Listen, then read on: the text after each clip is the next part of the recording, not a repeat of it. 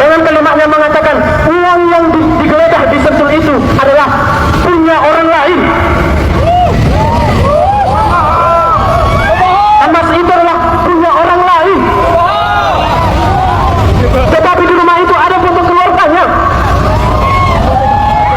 Katanya itu adalah dititipkan. Persoalannya teman-teman, yang dititipkan itu bukanlah 74 karung beras, bukanlah 74 karung padi, tetapi 74 kilogram emas, teman-teman. Pertanyaannya, orang gila mana yang menitipkan emas 74 kilo, teman-teman? Orang gila mana yang menitipkan uang ratusan juta dolar Singapura, teman-teman? Berarti di negara kita ini perlu kita buatkan satu lembaga penitipan uang mata asing dan juga lembaga penitipan emas orang lain. Adriansyah mengaku kalau kafe The Clan Signature yang digeledah polisi kemarin bukan milik dia. Di sisi lain, dia mengakui kalau rumah di Sentul Bogor yang juga digeledah polisi itu memang punya dia. Dia juga ngejelasin kalau aset-aset yang ditemukan di rumah tersebut, termasuk emas 74 kg yang ada di rumah itu memang ada yang punya. Bisa dicek kok siapa yang punya, kegiatannya apa, gitu kata dia. Tapi di konferensi pers yang digelar pada siang tadi, dia tidak mau menjelaskan secara rinci tentang aset-aset tersebut punya siapa, kegiatan apa yang dilakukan sampai ada aset sebanyak itu. Kata dia, forum konferensi pers seperti tadi itu bukan tempat yang tepat untuk dia menjelaskan. Tapi jawaban dia ini malah makin bikin penasaran publik sebenarnya. Kita makin bertanya-tanya, ini sebenarnya punya siapa? Dapat dari mana? Apa sih yang dilakuin sampai punya aset miliaran rupiah? Dan juga, yaitu emas batangan 74 kilogram. Udah gitu, ternyata rumah di Sentul yang katanya milik dia itu tidak masuk dalam laporan harta kekayaan penyelenggara negara atau LHKPN milik Febri Adriansyah.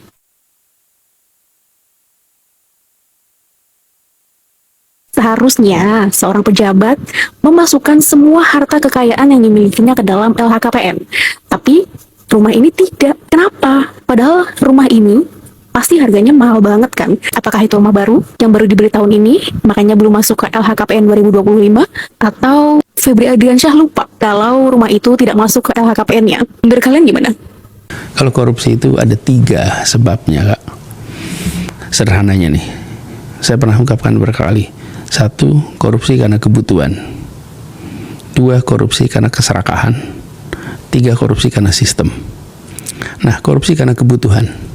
Jadi kalau tadi bicara tentang institusi pengadilan, institusi aparat penegak hukum, sederhana saja. Gajinya cukup nggak 30 hari hidup?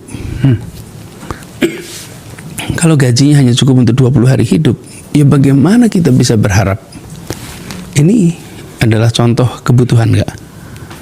Nah, ini yang saya sebut sebagai solusi. Yang kedua, serakah. Nah, kalau serakah ini, Kak, ini isunya bukan kebutuhan, bukan obatnya. Ini obatnya apa? Ada obatnya. Obatnya rasa takut. Rasa takut. Rasa takut itulah penghenti kepada. Bapak Ibu, dulu dukung itu kan untuk menghadirkan keadilan, bukan? Lah kita ingin sistem yang tidak adil ini.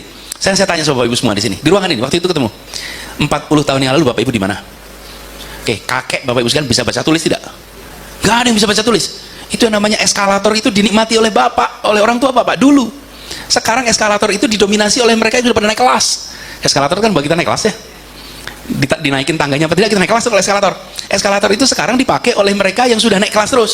Akhirnya apa? Ketimpangan di masyarakat itu struktural. Yang miskin tetap miskin, yang sudah makmur makin makmur. Kenapa? Karena tangga itu tidak bisa dinikmati oleh semua. Jadi saya jelaskan, argumen saya berdebat sih agak panjang dan emosional sekali. Emosional sekali. Karena menyangkut anak nih. Sampai akhirnya saya bilang kita akan tetap jalan terus. Kita dituntut, diproses segala macam. Bismillah, jalan terus. Nah, ini yang sering kali benar dalam proses politik enggan untuk diambil. Kami waktu itu putuskan untuk ambil, kenapa? Karena kami yakin bahwa ini akan bisa mengubah wajah Jakarta di masa jangka panjang. Karena mendadak kesetaraan kesempatan itu akan terjadi. Sama kan, partai keadilan kan harus keadilan kita ini. Fokusnya pada keadilan kita. Udah adil supaya sejahtera. Nah, kalau pintunya itu, sekarang kalau saya tanya di ruangan ini, Pak Dr. Nimatullah, Bapak generasi keberapa yang kuliah? Pak Nimatullah, Pak Dokter, generasi keberapa yang kuliah? Dari keluarga Bapak? Dari keluarga Bapak. Enggak, bukan. Enggak, Ayah maksudnya. Bapak, kakek Bapak kuliah enggak? Nah, itu dia. Iya. Generasi pertama berarti ya? Karena ayah Itu nggak dia. kuliah. Pak. Saya selalu kalau dari saya tanya, sekarang saya tanya Bapak, ayahnya dulu kuliah tidak? Tidak. Ayahnya kuliah tidak? Tidak. Nah, itu dia. Jawabannya Bapak dapat kesempatan kuliah, jadi bisa duduk di ruangan ini. Sekarang Bapak dapat kesempatan untuk punya privilege. Bapak punya semua sumber daya masuk sekolah manapun. Kenapa harus masuk di sekolah negara yang harus dibiayai oleh negara? Bapak bisa sekolah di tempat lain. Yang sekolah dibiayai negara itu untuk semua orang rata. Yang bila Bapak tidak masuk ke situ, Bapak punya kesempatan mengirimkan sekolah manapun di Jakarta. Pak Dr. Nimatullah bisa kirimkan anaknya sekolah manapun di Jakarta. Tapi ayahnya Pak Nimatullah nggak bisa. Beliau kalau nggak disekolahin sekolah negeri nggak jadi tuh. Negeri kan dulu, tapi pasti udah, pasti. Saya belum tanya udah tahu tuh, gitu. Udah pasti. Kalau dokter umurnya seperti saya mungkin swasta, tapi kalau lebih pasti negeri. Jadi negara itu eskalator sosial ekonomi lewat apa pendidikan. Nah eskalator ini sekarang dikuasai oleh mereka yang sudah naik kelas. Karena itu sekarang yang kami lakukan di Jakarta mensetarakan supaya dalam jangka panjang nanti kita akan ketemu generasi baru terus. Biarkan nanti hari ini orang tuanya mungkin buruh, tapi besok anaknya dokter. Orang ini mungkin hari ini adalah pengemudi ojek, nanti anaknya jadi insinyur. Tapi syarat itu adalah pintunya jangan ditutup. Jadi saya tidak bicara panjang lebar soal pendidikan, tapi saya ingin sampaikan pendidikan adalah soal politik, siapa dapat apa, berapa besar. That's education. Siapa dapat apa, that's education. Jadi bukan soal kurikulumnya, bukan iya tentu itu. Tapi sesungguhnya pendidikan tentang siapa dapat apa. Kita naik mobil nih, naik mobil, satu duduk di depan, satu duduk di belakang. Penentunya apa? Iya, saya supir di depan, saya di belakang. Yang membedakan saya sama dia apa? Tingkat pendidikan itu aja.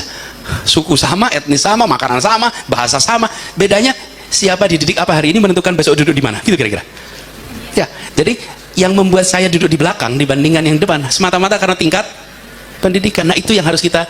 Jadi kalau ke depan kita lihat pendidikan itu lebih dari sekedar soal teknis di dalam ruang kelas. Tapi pendidikan harus dipandang sebagai sebuah instrumen membentuk struktur masyarakat yang adil di masa yang akan datang. Kira-kira begitu. Pak Dr. Nimatullah, mohon maaf jadi Bapak digunakan sebagai sampel Pak. Karena Bapak dokter saya udah bayangin nih. Pokoknya kalau dokter kira-kira udah langsung bayang kok. Udah kecium ini dulunya pasti susah juga gitu kira-kira kan. Kecium. Kita ini dulunya susah Pak. Cuman ini Pak, kita ini punya kecenderungan kalau sudah mendapatkan kemudahan, tidak mau generasi berikutnya itu menikmati. Kita juga ngalamin KHR kalau lagi ada acara foto bareng KHR. Wah selesai acara kan foto rame-rame nih. Foto-foto. Lalu setelah orang keroyokan foto, ini saya pengalaman saya nih Pak, keroyokan foto bareng nih. Selfie Pak, itu penuh itu. Lalu nanti ada yang bilang, udah Pak, ini capek. Saya perhatikan yang bilang Pak, ini capek itu pasti udah selfie Pak. Iya, nggak ada tuh yang bilang yang belum selfie bilang udah capek, nggak ada itu. Jadi udah straight gitu kan, udah selesai. Lah ente udah gitu, lah yang lain belum gitu. Nah kita ini dalam pendidikan sering begitu, udah naik kelas terus, udah cukup gitu. Lah jangan dong, kesempatan itu harus diberikan kepada semuanya. Bagaimana mengubah program jadi gerakan, lalu kuantitas atau kualitas. Kami pernah ada sebuah contoh namanya kelas inspirasi Pak. Kelas inspirasi itu sekarang terjadi di mungkin lebih dari 150 kota yang kita udah nggak tahu lagi. Kenapa? Kan udah jadi gerakan murni.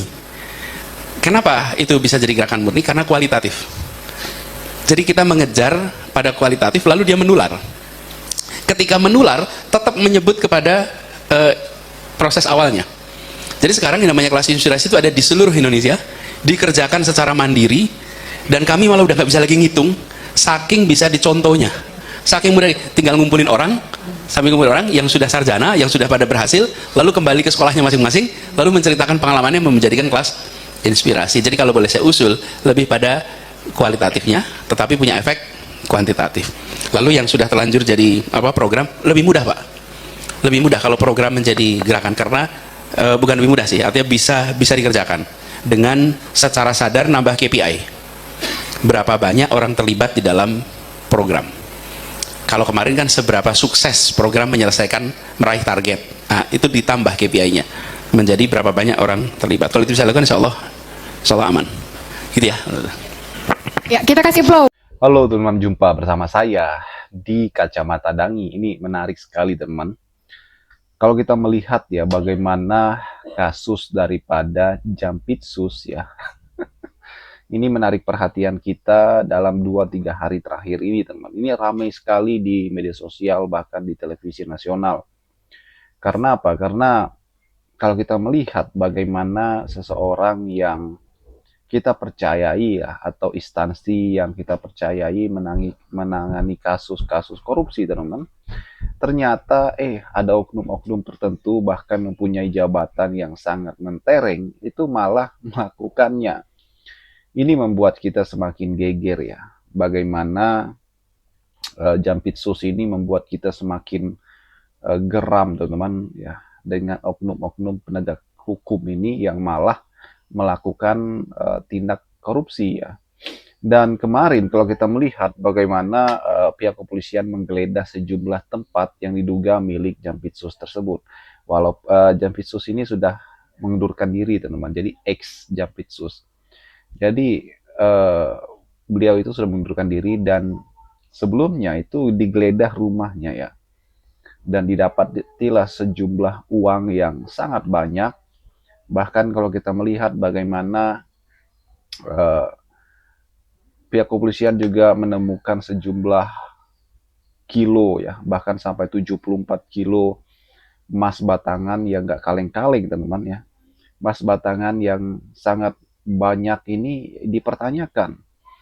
Namun syukurnya ya bahwa pihak kepolisian kemudian menetapkan ya Jampitsus tersebut ya ex Jampitsus tersebut menjadi tersangka teman-teman. Dan ya kita yakin ya semoga saja ya ini ditindaklanjuti dan didalami ya kepada siapa-siapa saja yang terlibat, motifnya apa dan sebagainya. Saya yakin bahwa inilah yang selalu dikatakan oleh Anies Baswedan teman-teman, bahwa ya bagaimana korupsi ini dihilangkan ya, diberantas teman-teman. Seandainya saja undang-undang perampasan aset itu disahkan, saya yakin itu akan memberikan efek jera kepada para koruptor sebenarnya. Dan yang menarik adalah bagaimana